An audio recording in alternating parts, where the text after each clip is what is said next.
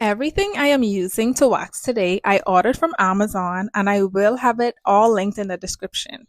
This is the Owosa Double Wax Warmer. I pray I'm saying that right. Next, we have this pack of 140 wax sticks from Tress Wellness. The thickness is great and they are very durable when pressure is applied. And as you should know, it is very important to apply pressure when applying wax. Next, I bought hard wax from the brand Serpil. Hope I'm saying that right as well. This is a 28.2-ounce bag of hard wax, which is 1.76 pounds and zero point 0.8 kilograms. I did a Brazilian and an underarm wax and had more left over. I decided to purchase a double wax warmer for two reasons. Number one, it was basically the same price as a single warmer, and the right and left pot operates independently. Number two, if I decide to get back into waxing professionally, I can use this. So with that being said, it is an investment for me. I love the fact that it comes with removable wax pots for easy cleaning and a handle to safely take it in and out. Each wax pot has a 4.3-inch diameter that holds 14 ounces, which is 600 mils of wax. And you will get a visual of this as I pour the wax into the pot. Make sure you fill the wax pot up to about 3/4. The Owosa Double Wax Warmer has overheating protection. When the temperature in the pot reaches the temperature of your choice, it automatically shuts off. When the temperature in the pot drops, it automatically turns on the heating so that the wax in the pot is always in the state and temperature that you want it, which is why I advise a professional wax warmer.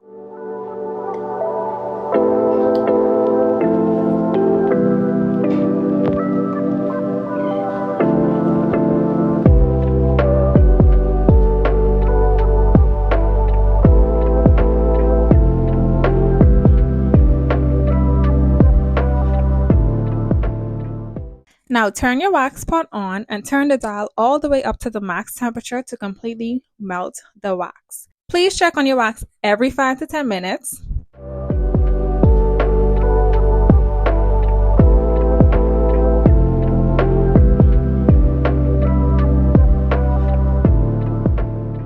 When you see the wax is more than halfway melted, give it a good stir so that you can speed up the process.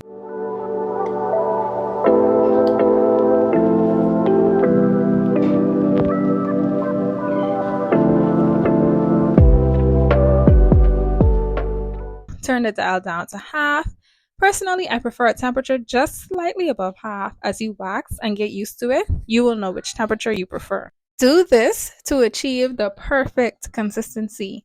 Allow the wax a moment to come down to the desired temperature. This is the consistency you need. It's like a honey or molasses type of consistency. Isn't this wax gorgeous? Now on to the wax demonstration. Make sure that the wax is not falling off the stick. You should be able to control it. If the wax is falling off, it's too hot. If it's not moving at all, then it's too cold.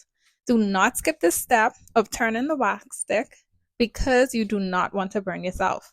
Also, do not skip patch testing. You need to make sure that the wax is compatible with you. No allergic reactions or anything of that sort.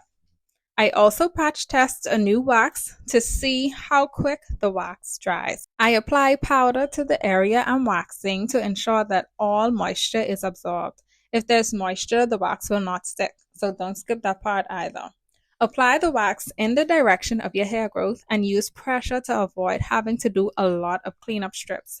Make sure you curve the wax at the end. This is also called a lip. It's important to know how fast the wax dries because if it's super fast, you have to apply it very quickly. Pull up to remove the wax strip. I am very impressed by this Serpil wax. Honestly, the way it removed 98% of my hair in one go is amazing. Apply the cleanup strip in the opposite direction. Tap the wax to make sure it's dry before you pull it off. And there you have it. Thank you for watching. Let me know what videos you'd like to see next and subscribe. Thank you. I am genuinely shocked.